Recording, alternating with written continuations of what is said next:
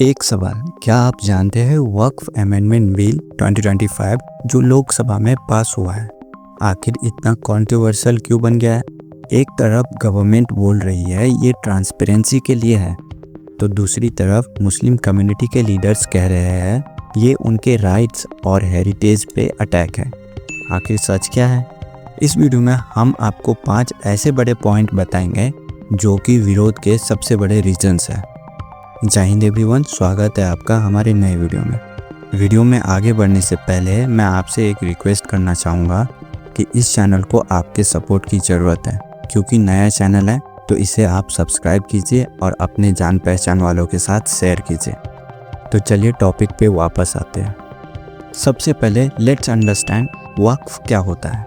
वक्फ वो प्रॉपर्टीज़ होती है जो मुस्लिम कम्युनिटीज़ द्वारा रिलीजियस और चैरिटेबल पर्पस के लिए डेडिकेट किया जाता है। ये सेंचुरीज से चला आ रहा है, लेकिन इस बिल में 5 ऐसे बड़े चेंजेस लाए गए हैं जिस वजह से इस बिल को सबसे ज़्यादा विरोध देखने को मिल रहा है। रीज़न नंबर 1, नॉन मुस्लिम इन वक्फ बोर्ड्स। इस बिल के अंदर वक्फ बोर्ड्स और सेंट्रल वक्फ काउंसिल में अब नॉन मुस्लिम भी अपॉइंट हो सकते हैं। अब तक ये बॉडीज सिर्फ मुस्लिम ही मैनेज करते थे। एक तरफ से ये आर्गुमेंट है कि ये डाइवर्सिटी और अकाउंटेबिलिटी लाएगा, लेकिन दूसरी तरफ लोग कहते हैं जब ये रिलीजियस प्रॉपर्टी है तो क्या नॉन मुस्लिम्स उनके रूल्स को समझ पाएंगे? ये एक बड़ा सवाल है जो डिबेट के पॉइंट बन सकता है।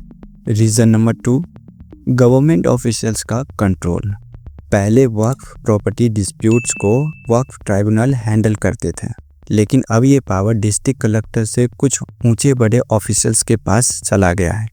सपोर्टर्स बोलते हैं इससे डिसीजन फास्ट और फेयर होंगे, लेकिन क्रिटिक्स का कहना है कि गवर्नमेंट ऑफिशियल्स कम्युनिटी के इंटरेस्ट को इग्नोर कर सकते हैं। क्या ये ऑटोनॉमी खत्म करने की तरफ एक कदम है?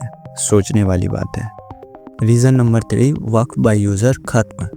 ये एक ऐसा रूल था जिसके अंदर अगर कोई प्रॉपर्टी लंबे टाइम से रिलीजियस यूज़ में थी तो वो वक्फ बन सकती थी बिना फॉर्मल डॉक्यूमेंट्स के, लेकिन अब ये प्रोविज़न फ्यूचर के लिए हट गया है।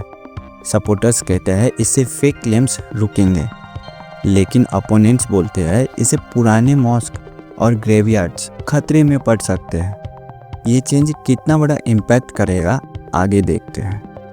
रीज़न नंबर 4, रिलीजियस आइडेंटिटी पे सवाल।